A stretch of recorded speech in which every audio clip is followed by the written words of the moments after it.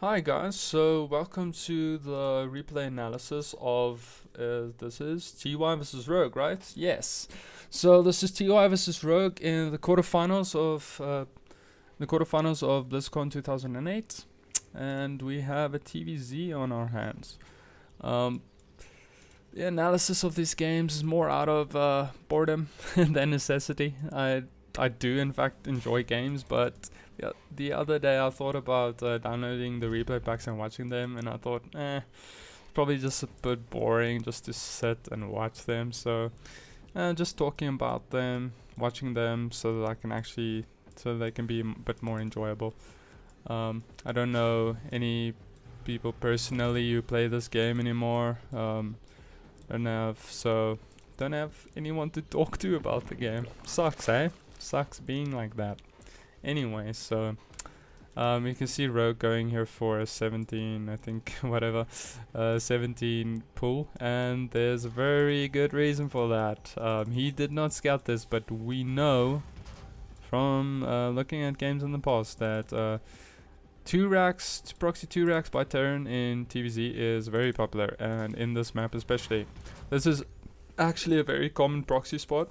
I saw Maru do it against, I can't believe who, but Maru did it, or Innovation or whatever did it against Cyril. I can't remember who, but anyway, it's very common to drop them over here because drones can't really come and deny them. It's hard to kill the SVs when the barracks are placed like that. So yeah, so we got a proxy 2 racks, and I don't know if you guys know, especially if you aren't that into StarCraft or haven't played that much on ladder, proxy 2 racks is hard to hold. It's not as easy as just scouting it, even though you know, like the Overlord just saw the SCVs coming. Even when you know it's coming. Good response by Rogue though. I love this response. Immediately put down a Ro8 instead of going for Zergling speed, because you basically know, and he didn't even pull any drones. You basically know that there's not much you can do. There's really not much you can do. You can pull your drones and try to defend and kill the SCVs and Marines while they are coming up to the ramp. You can do that, but it's much harder. I don't really want to spoil anything, but everybody probably, obviously, if you're watching this, you're into StarCraft, right? So you watch the Blizzcon finals. And Cyril, oh no, sorry, I don't think that was Blizzcon finals. Sorry, no, that was Cyril's stats. The Home Story Cup finals, Home Story Cup 18, a few weeks back, 2 or 3 weeks back. Cyril lost to Proxy 2 racks in the grand finals against Innovation twice. And I think the one time he actually scouted it very early, and he still couldn't destroy it. I think it was on Blue Shift, the Blue Shift map. So yeah, it's very hard to hold by just going for the drone pull.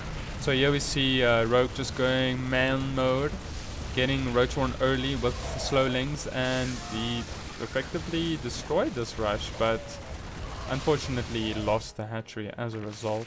I'm just gonna pause it quickly. I believe the sound is probably a bit too loud, especially the sound effects. Just gonna drop it a little. It's a bit loud in my ears, and by extension it will make my voice less audible. So yeah, was just talking about Cyril. He lost against 2 proxy 2 raxes, and I mean it's even hard for the best player in the world to hold it. So Rogue just knew, okay, I'm not gonna do the normal thing by pulling my drones and waiting for my lings and queens to pop out. It's much safer just to go for the Ro8. You're gonna lose your hatchery most likely, but you'll destroy the bunkers. And now you can go for a counter attack, which is gonna be awesome because we only have a bunker with 2 Marines in it, 2 barracks over here still flying back. And we got our Ravagers just gonna pound that bunker every few seconds with Corrosive Bile. You see the Roaches coming in, Lynx coming in, destroying quite a few SCVs, and that was way too quick. Just going back to the game, just going back, gonna pause over here. Just gonna quickly say something about this. Okay, so that's the thing about proxy 2 racks though. Sometimes you get the hatchery, but if a Zerg responds in the correct way, and I'm actually very glad that Rogue showed us this awesome build. I don't know how common it is because I haven't watched too many replays or stuff. I've watched many professional matches in recent weeks, but I don't see Proxy 2 racks that often anymore. So anyway, or I don't see this response at least. But this is an awesome response.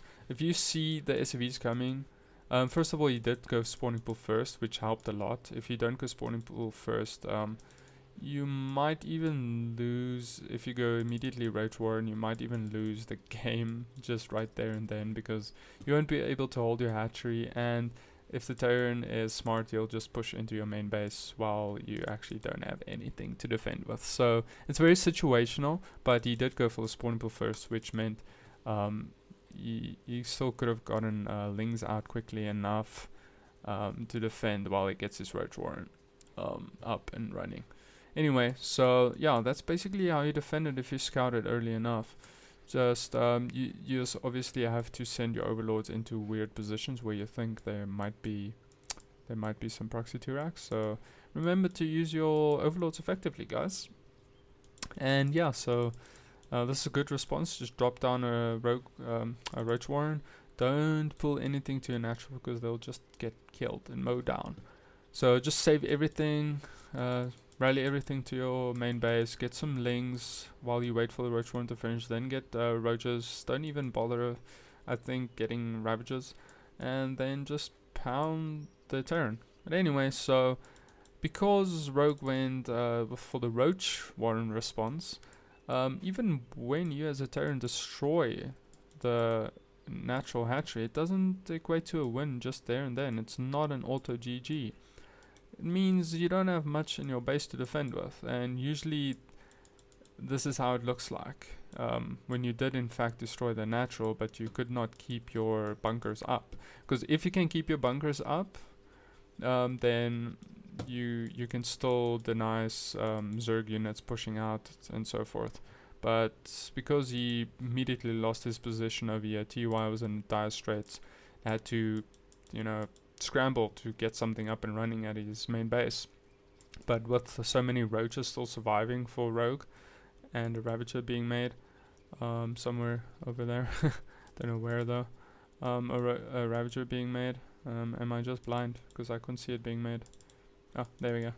A Ravager being made, it helps to push fortified positions, and yeah, so that was an awesome response by Rogue. This was quite a quick game, but we saw some stuff that can go wrong even when you destroy the natural of the Zerg as the Terran player.